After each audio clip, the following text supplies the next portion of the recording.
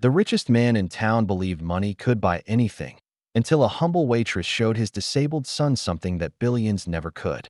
Charles Remington was a man who had everything: power, influence, and wealth beyond imagination. Forbes called him the kingmaker, a billionaire whose touch turned everything to gold. His world was built on numbers, deals, and dominance. But despite all his power, there was one thing he could never fix: his son. Noah was born with cerebral palsy. He couldn't walk, couldn't speak properly, and struggled even to control his own movements. Charles spared no expense: private doctors, state-of-the-art therapy equipment, and a team of specialists. But nothing seemed to help. Noah remained silent, trapped in his own body, and most of all, emotionless. Charles loved his son deeply but didn't know how to reach him. Their days were spent in quiet frustration, their nights in lonely silence. For Charles, every solution had always come with money. But with Noah, no amount of money could buy happiness, or even a smile. One afternoon, while driving through a small coastal town during a business trip, Charles noticed his son looking out the window. Noah's eyes were wide, focused on something unusual: a lively diner lit with fairy lights, music playing softly from a jukebox. Noah raised his hand slightly, pointing. It was the first time in months he had expressed interest in anything. Charles, puzzled, turned the car around and pulled into the parking lot. It was a modest, old-fashioned diner, nothing like the expensive places they usually visited. But something about it had caught Noah's attention. They entered quietly. The smell of pancakes and coffee filled the air. Families laughed around. Checkered tables. The walls were lined with old records. It felt alive. As Charles helped Noah into a booth, a cheerful waitress approached. She was young, around 25, with deep brown skin and a gentle voice. Her name tag read Maya. She greeted them with warmth, speaking to Noah first, not out of pity, but as if he were any other boy.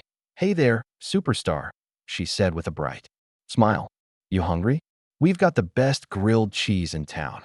Noah's face twitched, just a little smile. Charles noticed. Maya took their order and returned a few minutes later. She brought an extra milkshake, strawberry, with whipped cream, "On the house for our special guest," she said with a wink. Noah giggled. An actual giggle. As they ate, the music changed, something upbeat and jazzy. Maya began swaying a little as she served tables. Then, when a group of kids near the jukebox started dancing, she joined them. But she didn't forget Noah. Walking over, she crouched beside him again and extended her hand. "Want to help me lead the next step?" Charles stiffened. He was about to interrupt, to explain that Noah couldn't, but Maya didn't wait. She gently took Noah's hand and placed it on hers. "Okay, now you guide me," she whispered. She swayed to the music, following the smallest motions from Noah's hand. He wasn't really dancing, but she made him feel like he was leading the whole show. The kids clapped. Maya spun slowly, exaggerating every move Noah made, laughing along with him. Noah was grinning. Completely, joyfully. Charles sat frozen, his throat tight. His son hadn't smiled like that in years. After the song ended, the kids cheered. Maya bowed to Noah.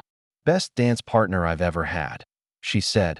When she returned to her other tables, Charles stood and walked over to her quietly. Do you do this often?" he asked, still dazed. "Just being human," Maya replied.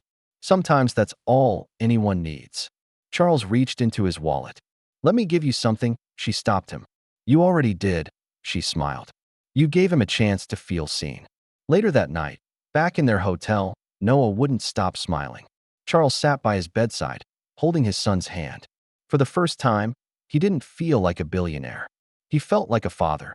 And in that moment, he understood something no business school had ever taught him. The most powerful gift in the world is dignity. Not bought, not forced, just given freely. That night changed Charles forever. He invested in a foundation, not in his name, but in Maya's. A national network of inclusive dance spaces for disabled children, led by local artists and volunteers. Places where no one would be judged, pitted, or ignored. He never saw Maya again. But every time he visited one of those centers and saw a child like Noah laughing and dancing freely, he remembered that humble waitress, the one who changed everything.